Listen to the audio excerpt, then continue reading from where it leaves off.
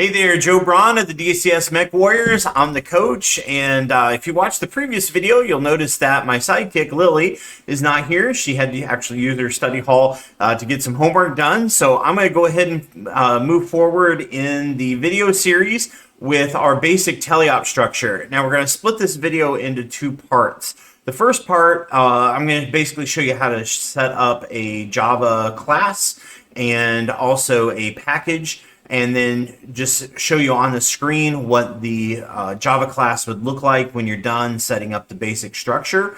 And then if you already know a lot about FTC coding, you can basically skip the second part, which is where I'm going to take a deep dive into all the terminology. And that's the part that when I was learning this, I had to really focus on because I didn't understand anything about Java. I'm completely self-taught. So the terminology, if someone had kind of fast tracked that for me and kind of explained some things, I would have seriously appreciated that. So if you want all of the explanation of why and terminology and where you find things, stick through the video all the way to the end. Otherwise, you can cut it off once we actually create the Java class and give you the basic structure. So I'm going to go ahead and switch over to just my screen here. So when we left off the installation, we had these three settings over here on the left-hand side, and we didn't have anything in here as far as creating a Java class or anything like that. We just had the basic repository, the SDK from First Tech Challenge. So in our off time, I have gone ahead and downloaded some examples, the things that I'm going to be walking through. So mine is a little different from that previous video, but if you open up Team Code here and then Java, inside your installation, you'll see org.firstinspires.ftc.teamcode. Now I've added a couple things that I need to be able to do the videos moving forward. But what we want to do first is create our first Java class. So what you would do is right click on the org level here of the package and then go new Java class. And I'm just going to call this one test here at the beginning. And what that's going to do under this package name is create a Java class called test. And it goes ahead and does the public class and the name and gives us the beginning package name, which is the same as this right here. I also want to cover how to create these packages. In Windows, you would call those directories, but in Java, you call them packages. But if I wanted to create one of these folders to put things in, if I click here on the same level and then go to new and go down to package, I can create something that will be inside this package level or inside this folder. So this one I'm just going to call YouTube for now, since we're making these videos for YouTube, and I'm going to push enter, and it's going to create this new folder underneath the team code level. So all I have to do to get things in that folder, well, I could go in here and change the name, but that's not the correct way to do it. What you need to do is what's called refactoring in Java. The easiest way to do that is to take this Java class that I did for test and just drag that up to YouTube, and it's going to ask me if I want to refactor it. So pay attention to what's actually here at the end. It just says team code and then our semicolon. When I push refactor, it goes through and renames everything in the appropriate places, including right here in the package name, and adds .youtube because that's the package level that I just put it in. So if you are moving things around, renaming things in Java, you do not want to just get into the code and start changing things. It actually needs to be done in certain ways. In the next video, we'll teach you how to refactor in a different way, but for now, I think that's probably good enough. So inside this YouTube folder, if I expand that, I've got my test Java class, and then I can collapse it by pushing that little caret right there, okay? So that's how to create a Java class. So what you're gonna wanna do in this video is create a Java class. You can call it whatever name you want. I called this one, obviously, test, but maybe a more appropriate name might be basic TeleOp structure or something like that. Not very original, because when I open up the new member training that we use for our class, Mine is called basic teleop structure. So that's what we actually call ours. And then what we'll do is just come in here. Let me actually open this one up. What we'll do when we want to create a new one, we'll just copy all of this and right click and then copy, or control C on your keyboard. And then we'll create the new class and then paste this in and then fix the class name when we want to do that. But that'll be in a future video where we actually go through that and the refactoring process. But what you might want to do at this point is just pause the video, and on the class that you've already created, go ahead and type out these things, because these are the things that we always start with when we create a new op mode, whether it's teleop or autonomous. We just copy this and then go through and change the things that we need. So if you need to, pause this. But at this point, what I'm going to do is start that deep dive into what all the terminology is as far as how this is all put together and kind of explain things. So what I'm going to do is close this because I don't want to mess up this particular file. So I'm going to close both of these, and I'm going to open up an example that I already have. So B is the one where I have my notes, and then I just made a duplicate, an exact replica, because I'm going to mess with this one that's called the copy. And I'm going to basically get rid of all of these comments. You see a lot of comments in blue and green. I'm going to explain things as we go through the video and get rid of those comments. And what the goal is to basically get back down to this basic structure that we have. So this is our goal. This is what we want it to look like. And I'm going to basically walk through all these notes and explain things as we move through the video. So let's start right here at the top level. So we've already covered packages a little bit. In Windows, you would call those directories, but basically it's the folder structure inside Java. We've also created a new class already. Again, you would just click on the level where you want to create it, go to New, and then Java class. And then package is exactly the same thing, but clicking in a different spot in this menu. And then refactoring, all we did was drag that to the correct folder, release, and then it asks us if we want to refactor it. Again, when we copy things in future videos, we'll be refactoring quite a bit. So we'll show you how to do that. Okay, so that's going to get rid of this line 2 right here. So I'm going to get rid of that.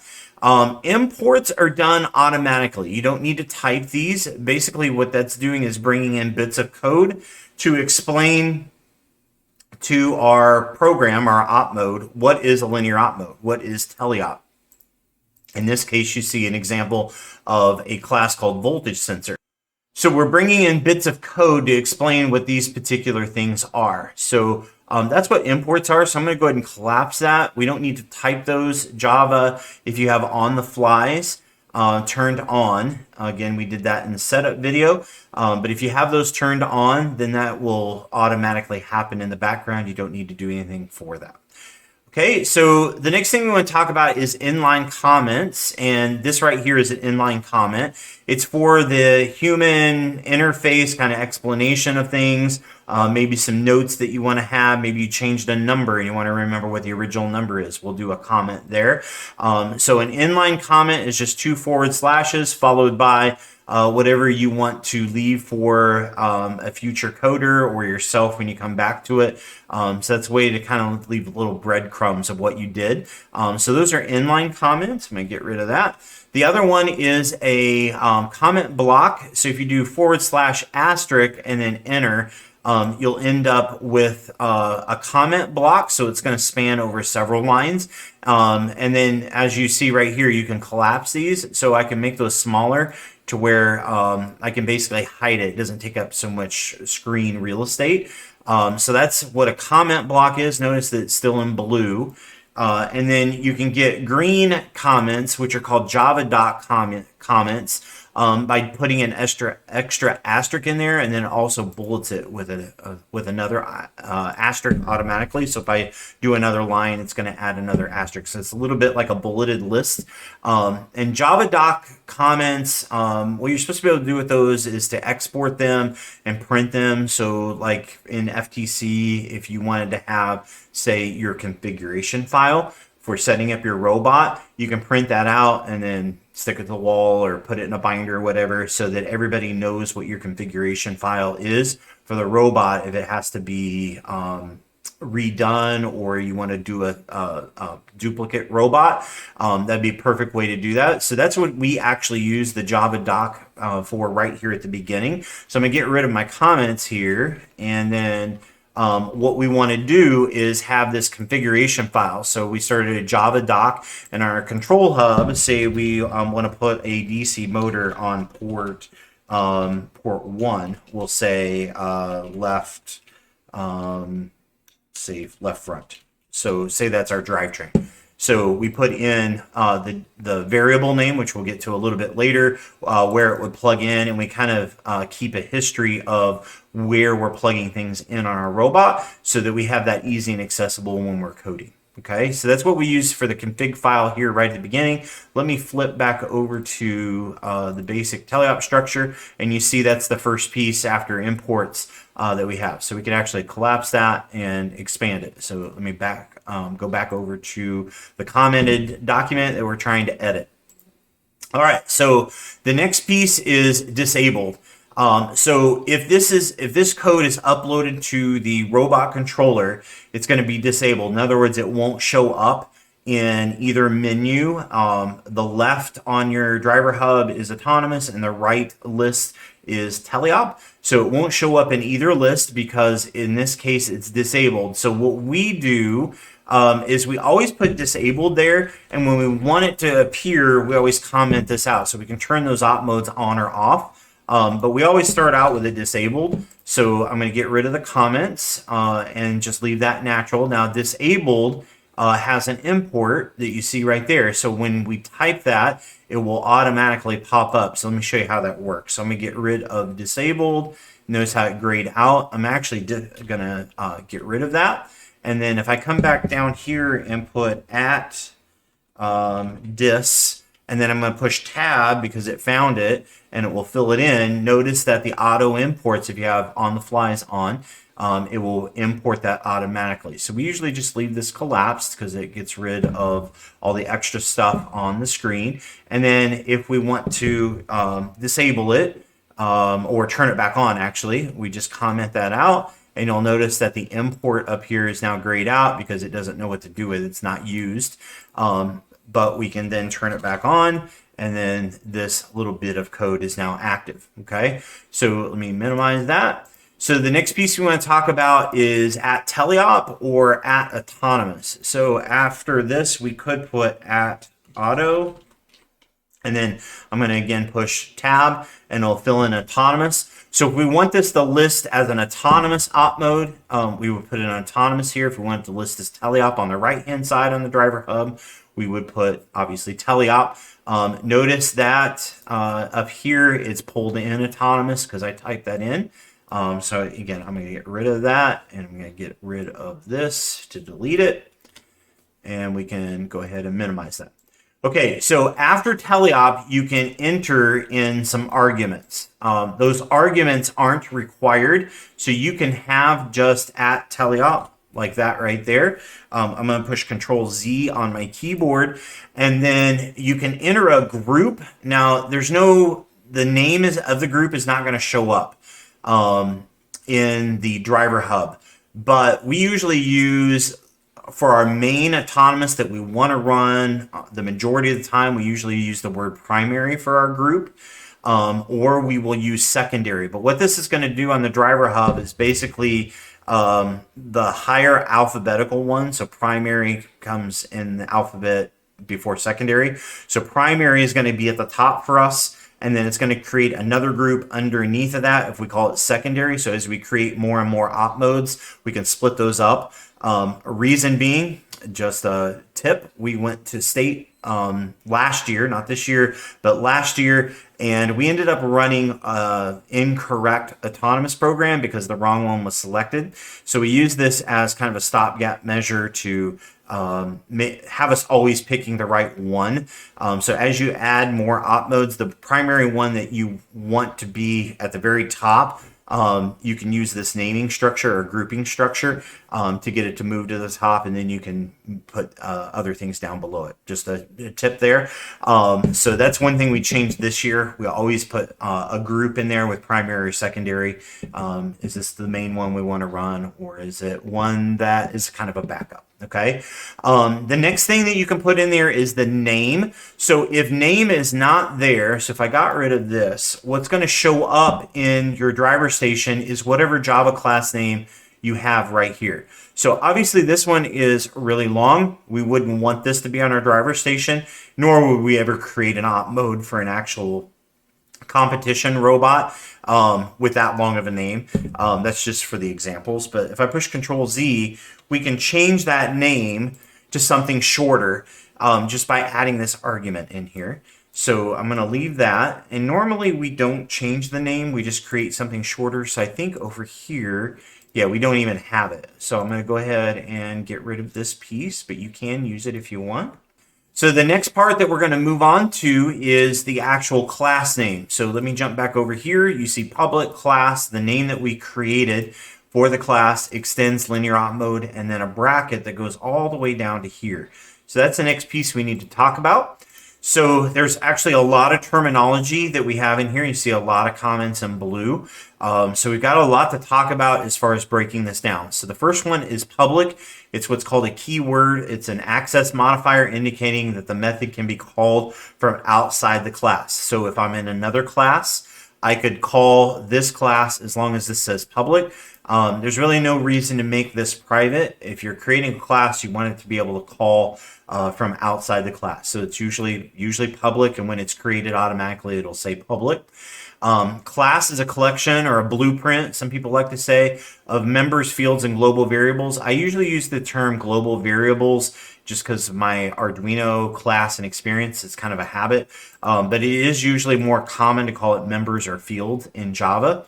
And then methods is usually the Java name, and I actually usually call it methods. I don't have a rhyme or reason for that, but I usually remember methods inside of Java. But if you're in other languages, they might call that a function. So if they mention the word function, method is exactly the same thing. So let me drop down here and give you an example of a method. So a method is right there in init hardware. We've got another method right here for the init voltage sensor. So you're going to see those with parentheses. That's kind of the key that you're looking for. So this right here is a method because of those parentheses. But when you go back up here to the class name, you're not going to see parentheses after that. So this is the class, and a method or a function is going to have parentheses after it where you can put arguments inside it.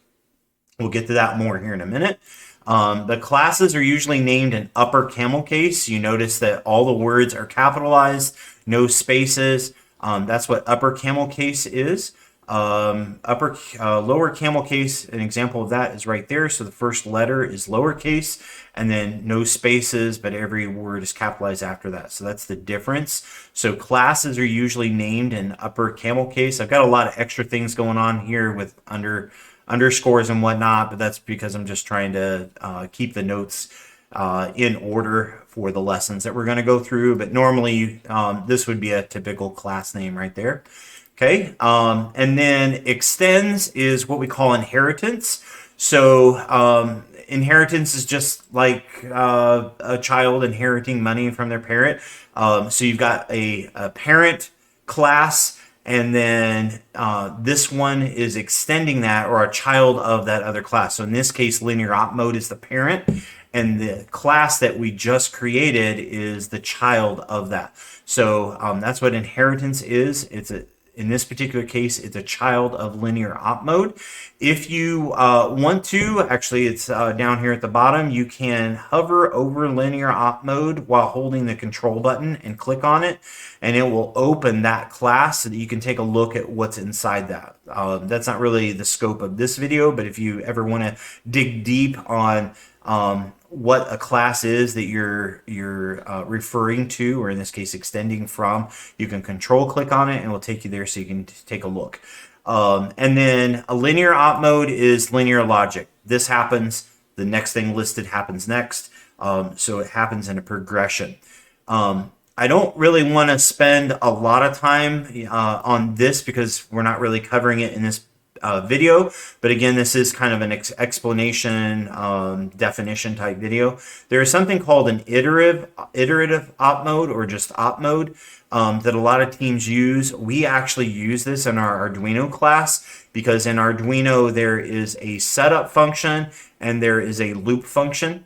Just like there is in iterative op mode, we as a team haven't messed around with this a lot because there's not really a lot of extra code out there, a lot of examples. But usually a team would use iterative op mode or just op mode in TeleOp. And then linear op mode is pretty common in autonomous. This is something we'll probably experiment with next year, but you can pause the video and kind of read through that. It kind of explains what everything is, but basically it's making a state change. When you change the functionality, it changes what's actually happening. Basically calls a different function in the op mode. So it's a little bit different setup. It's not too terribly difficult, but we are using linear op mode in this particular video. So what I'm going to do is go ahead and highlight all of this and bring this up to the top. Okay, so the next thing that we would do after we extend our op mode and we put in our curly brace for our code bracket is we would define our global variables, members, or fields, whichever one you want to call it. Think of this as creating a bucket. If you had any coding experience, you know what a variable is. We're basically creating a memory space inside of the Java virtual machine for us to store things. That thing could be a number, it could be a decimal, it could be a string, it could be just a simple character. So we're creating a place to store things. They are done again in lower camel case. So variables are in lower camel case. So if you look at this, this is a class name and it's also highlighted in white. This right here is a variable, and variables show up as purple. At least in my version of the IDE here. The next thing I want to talk about is primitive types. So primitive types are what type of variable are we going to use in that space. So for instance, we can have int, which is the first one I have listed there. Int is an integer, so all the whole numbers, 0, 1, 2, 3, 4, and all their opposites, so -1, -2, -3. Probably tell that I used to be a math teacher. And so a double is basically decimals.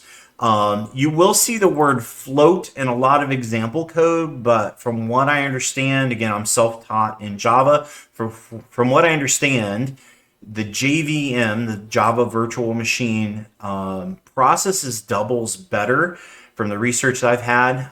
So it's usually encouraged, at least I encourage my students, to use doubles over floats when we're coding in FTC. Float technically uses less memory. It's a smaller space as far as the bytes that you're trying to reserve, but it handles doubles supposedly better. So we usually use doubles on our team. And then Boolean is true or false. So if you want something on or off, that's kind of how we explain Boolean. So those are the most common primitive types. You will see float in example code, but that kind of explains all of that. So let me get rid of this and we'll go down to just our voltage sensor. Okay, so voltage sensor, in this case, we don't want it to be accessed outside of the class we're in, so we have it set to private. We're pulling in voltage sensor, which is a class already defined somewhere up the chain in linear op mode. So you're going to see if I go back up to imports, it's pulled in that class, so it knows what to do with that. And then we gave it a variable name in lower camel case. Again, it shows up in purple. Okay, I'm not going to delete this. It's kind of an example for things we have going forward, but eventually we'll come back and get that to come down to just this space here. So global variables would go in right here in that particular space. All right, so the next thing we want to do is override. So we've got an @override. That's going to be up here somewhere. Okay, I guess it doesn't need that keyword, but we're extending from linear op mode, and in linear op mode, there is a method or a function called run op mode. So if we, again, control click on this, run op mode should be somewhere in here as I scroll down, looking for that.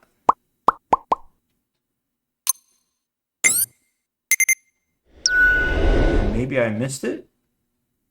I must have missed it. There is a run op mode somewhere in here. Oh, it's right there. Okay.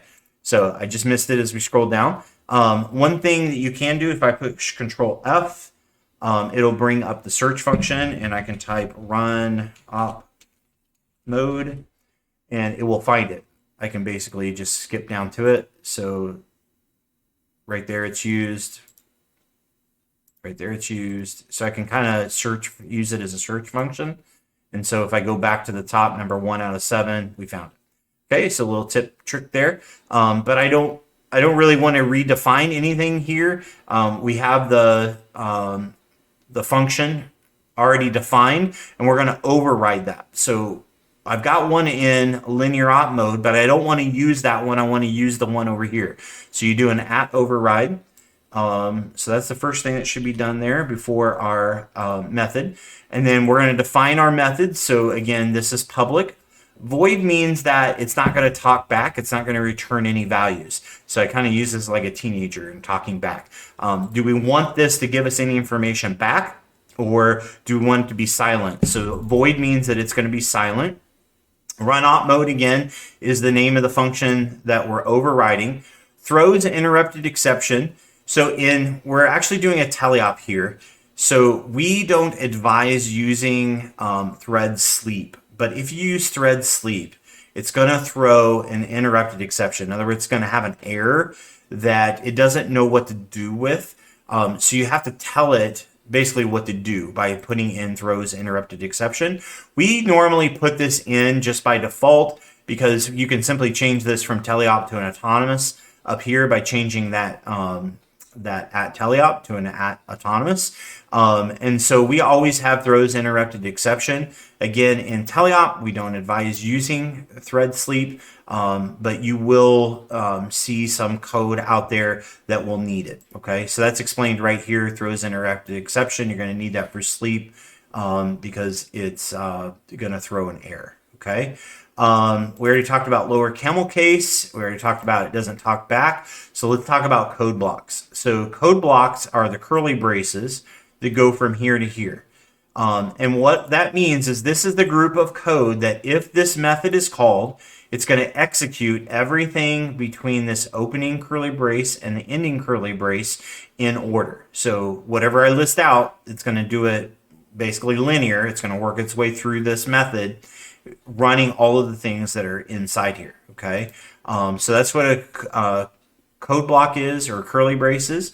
And then all sentences are ended with semicolons. So this is our example of that init hardware. So we called a method and we ended that sentence with a semicolon. You also see when we defined a variable up here, we had to end that sentence or statement with a semicolon. Okay, so we're going to get rid of these notes. All right, so the next thing that you want to do are the things that are going to happen when you press init on the driver station. So they're going to happen one time. So you push init, what do you need to happen? Well, we want to initialize, that's what init stands for, all of our motors, our DC motors, our servos, our sensors. So we put that inside a function that we call init hardware. So things that we're going to want to run once. Now, after those things are set up, is there anything we want to happen over and over again before play is started, but we want it to continue to loop back through and continue to maybe give us data? Well, the next thing you're going to put is a while. So this is a while loop. Is started is not pressed. So not is started, an exclamation point means not. So is started is the play button. So while we have not pressed the play button, we're going to call that function or look for that function. So these are the things that would happen over and over again until the play button is pressed. And in this case, we're going to do sensor telemetry, but I have a note to come back to this because we haven't actually created sensor telemetry until way down here. Okay, so just understand that whatever is in here is going to happen over and over again until the play button is pressed. Okay, so let me get rid of some notes here and get rid of that. And we're going to get rid of this. And we're going to leave that one because we're going to come back to it. All right, so now we've got things happening over and over again. Play is pressed, so wait for start has been executed. So pressing play is what it's looking for there.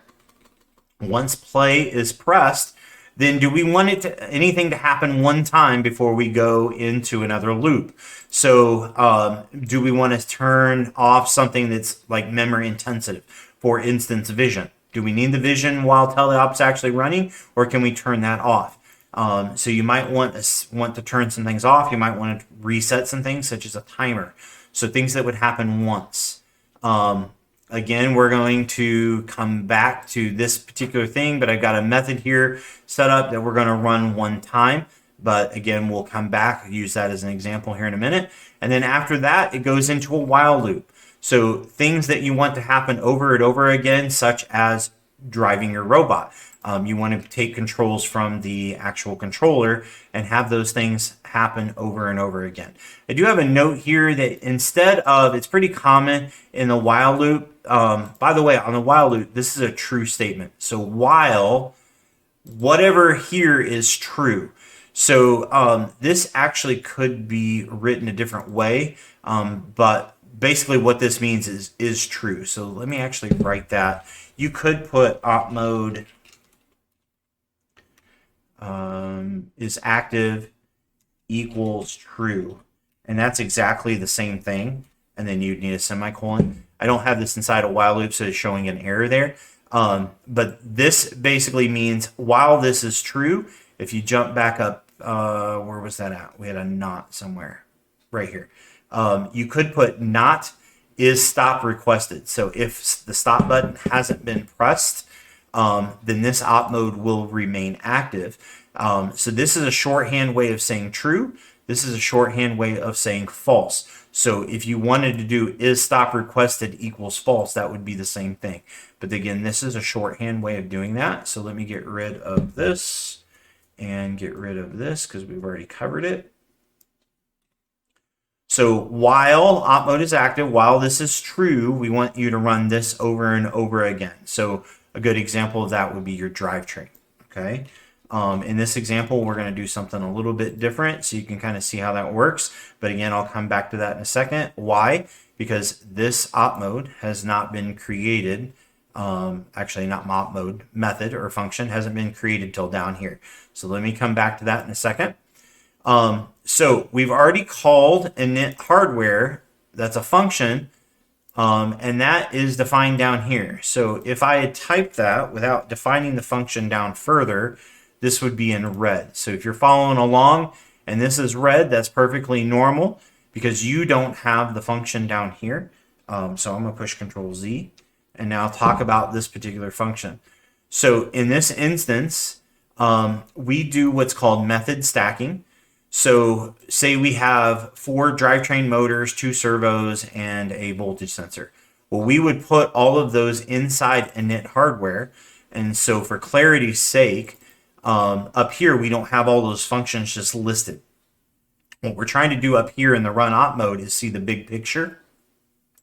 So we don't want to list 7 different things that we're going to init and then all of those pieces of code that go inside that to make that happen.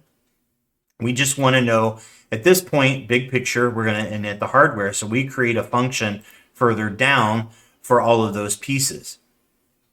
So in this instance, maybe we want to init a left front drivetrain. So we would go ahead and call that. Again, that function hasn't, wow, I totally butchered that, didn't I?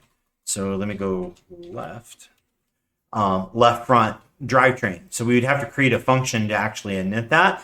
But we would stack up all of our methods that we want to initialize right here in this init hardware function. And then when that's called, it would do all of those in sequence up here in the correct spot, because it'd go down here and find the function and actually run it. So we use what's called method stacking right there. And then we're going to call all the functions to run our DC motor, servos, sensors, any of that. Okay, so I've already explained this. So let me go ahead and get rid of it, and then get rid of my extra function that doesn't exist. So what we're going to do now is we've called a method within a method, but that method is setting up the voltage sensor. So init voltage sensor is setting that up, but we have to create a function to actually run the code. So we have this segmented out so that visually we can find the pieces for individual hardware. So if we had that extra motor, we would create another function. So public void init left front. We would know that's DC motor, and then create a function down here for that. And then all the pieces, so initting a motor actually takes 3 or 4 different pieces. So we would have several lines of code inside here, and then we would now put that function right here. And then when we init, it would call all those functions. So each one of our individual pieces, or motors, servos, sensors, has its own function. Those are method stacked inside the init hardware, and then those are called all at one spot. And so we can see the big picture of logically what's happening, but we have all of the pieces of code further down. So say I wanted to know big picture, where's init hardware? Well, I can control click on that, and it will drop down to that particular method. Well, where is init voltage sensor defined? Well, in a 2,000 lines of code, that'd be kind of hard to find, but I can hold down control and click on that, and it will drop me down to where that's actually defined. It's only a few lines down, so not a big deal in this example, but that's how you would jump back and forth to find things. Okay, so hopefully that makes sense. We will do this a lot as we move forward, so you'll see a lot more of this, but this is just the general discussion, definitions type stuff. So probably if you're new, we're a little deep in the weeds, but the more that you hear it, the better. And so moving forward, you'll hear us actually practice setting up these functions in this method, in this structure. So let me go ahead and continue down. We have another function right here. So we're just stacking function. This is a function. This is a function. This is another function. Actually, correct term in Java is method.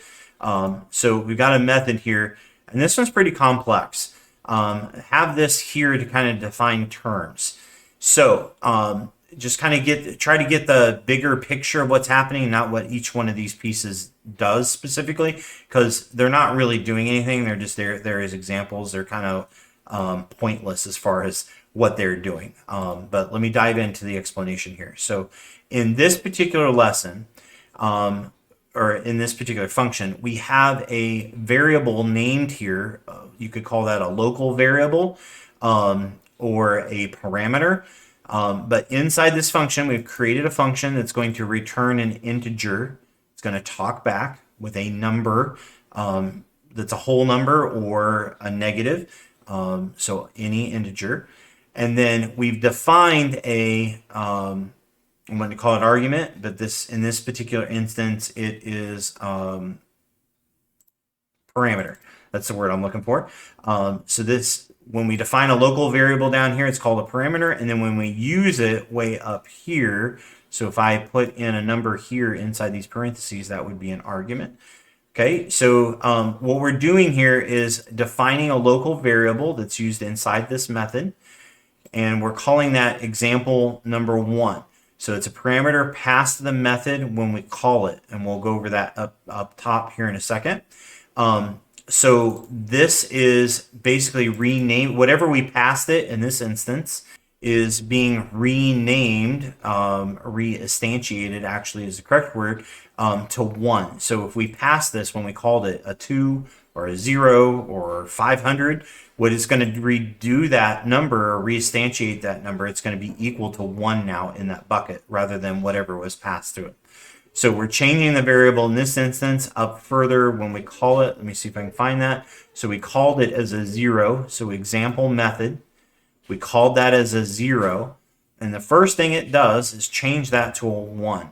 So there's no primitive type name in front. So int is not in front. So we're just taking an existing variable name and reinstantiating it to 1. So that's what's happening here. And then we're creating another local variable. We didn't do it as a parameter up here. We're doing it actually inside the code block. So this is a local variable. We're creating a local variable. We're calling it example number 2 and instantiating it to be 2. So this is defining that as 2. And then we're going to return whatever number is in this variable. So in this case, when it talks back, it's going to send back to whoever's calling it the number 2. So again, there's really no meaning inside these particular variables. We're just using it as an example. If that went over your head, perfectly fine, no big deal. But that's kind of how some things work as far as parameters and arguments and renaming things, and also getting it to return a value, in this case 2. So when you come back up here, one thing I did want to note up here, and that's why I had the comment, when you type this out and call the method, it puts this label in here, and a lot of students like to try to type that gray box, and you can't. That's put in there by Java. What you're actually doing is typing the 0 inside the parentheses, and that's the argument that you're passing to this method down here that eventually gets changed to a 1.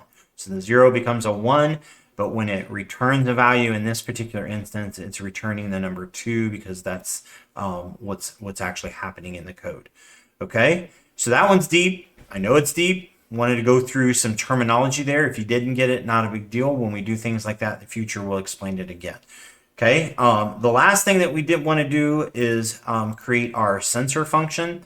Let me actually go ahead and get rid of some comments here. Clean this up a little bit.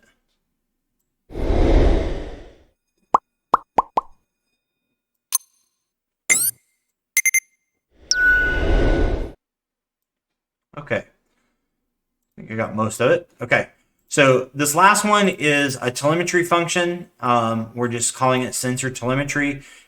This is how you would get, we have, by the way, we're adding a voltage sensor because it's naturally built into the control hub. We don't have to plug any sensors in to the actual robot. It's already on the control hub, and we can just simply use the code. We don't have to do anything special. So there's nothing really going on to use the voltage sensor. It's just simply something we're using as an avenue to talk about variables and setting things up. So it's just a sensor that's already there.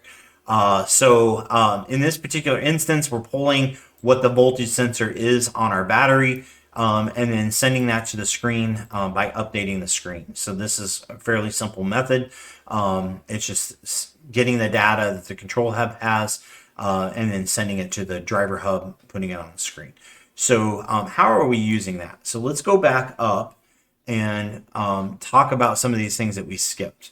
So again, when we run our op mode, we're going to run our initial setup of our hardware.